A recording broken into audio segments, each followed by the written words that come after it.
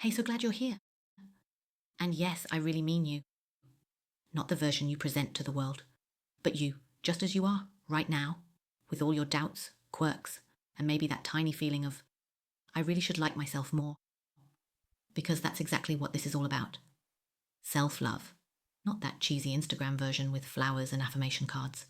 I'm talking about real, uncompromising self-love. The kind you need when life has put you on an emotional roller coaster. Many of us have stories like this: a toxic relationship with a narcissistic partner, parents who made their love conditional, or bosses who thought empathy was a disease.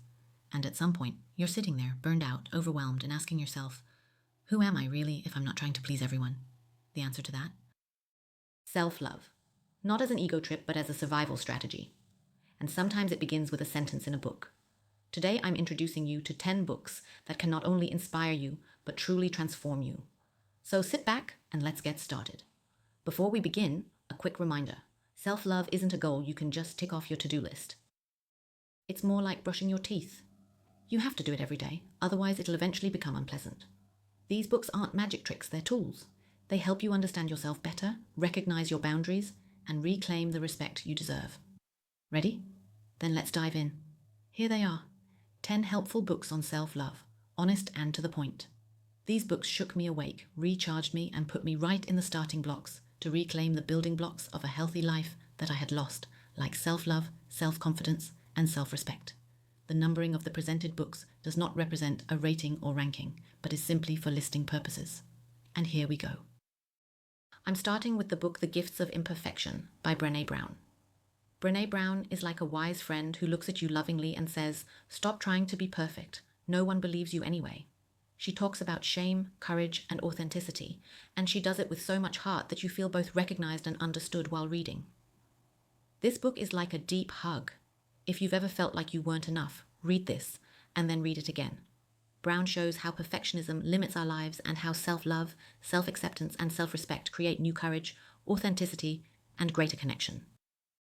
The second book is titled The Self-Love Experiment by Shannon Kaiser, an honest, encouraging book about the journey to greater self-acceptance. Shannon Kaiser shares her own experiences with burnout and self-doubt and shows how small, loving steps can bring about big changes.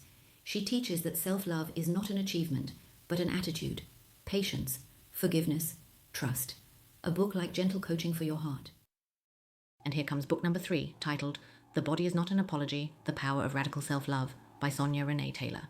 Taylor makes it clear that problems like weight discrimination, pressure to conform to beauty standards, media ideals, and norms about high-performing bodies are not isolated issues, but are connected to racism, sexism, and other forms of oppression. This book is especially for people who have a strained, burdened relationship with their own bodies and are ready to move beyond the concept of body acceptance towards an active practice of self-love and transformation. Fourth, Self-Compassion, The Proven Power of Being Kind to Yourself. A book by author Kristin Neff. Neff is the scientist among the self-love gurus. She shows that we often judge ourselves much more harshly than we would ever judge others. Her concept, self-compassion, is the game changer. If you feel like you're your own worst critic, read this book and start treating yourself like a friend, not an enemy. Neff explains the difference between self-compassion and self-pity and why self-criticism harms us in the long run. It contains numerous mindfulness and psychological exercises that can reduce stress, anxiety, and shame.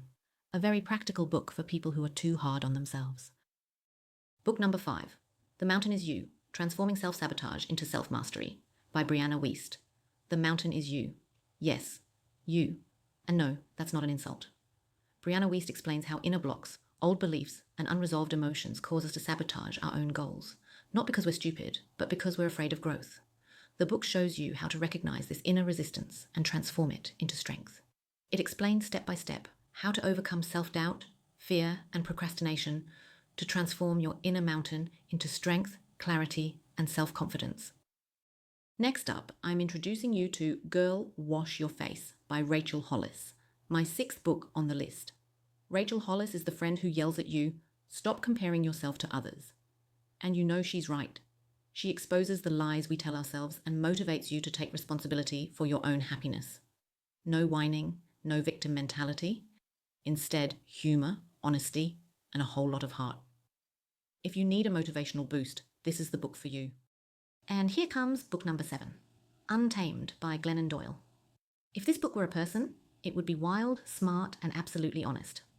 Glennon Doyle writes about what happens when you finally stop being nice all the time and become real instead. It's about courage, truth, and no longer betraying yourself. Indomable isn't just a book. It's a cry of liberation. You'll laugh, you'll cry, and in the end, you'll be a little bit more yourself. The title of the 8th book is The 6 Pillars of Self-Esteem by Nathaniel Branden. The author describes self-esteem as the ability to live competently and to like oneself. The 6 pillars provide a structured guide for personal growth, including self-responsibility and integrity. A classic of psychology, rather factual but profound. Book number 9. The Child in You, The Breakthrough Method for Bringing Out Your Authentic Self by Stephanie Stoll. Stoll explains the shadow child with its painful imprints and the sun child with its healthy self-acceptance as a model for self-development. With practical exercises, she shows how old wounds can be healed so that self-esteem and relationships can improve. A bestseller in German-speaking countries, very accessible, and full of aha moments. And last but not least, book number 10, titled You Are a Badass, How to Stop Doubting Your Greatness and Start Living an Awesome Life by Jen Sincero.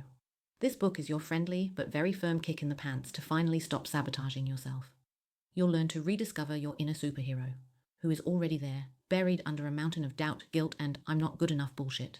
Self-love here isn't about lighting candles and taking a bubble bath, but rather the radical decision to give yourself the life you truly want.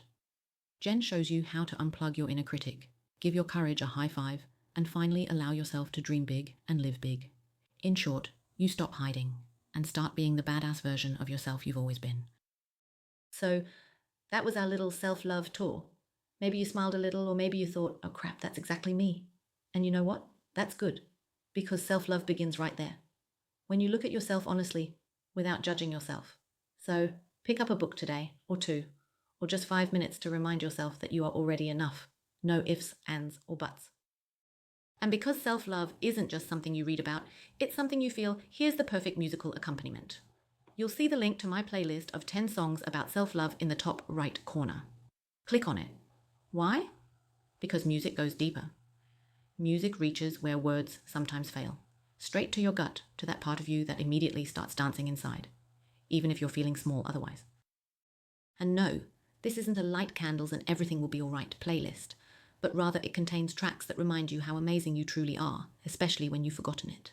I deliberately chose Send Me Some Loving by Solomon Burke and Villy DeVille as the first song.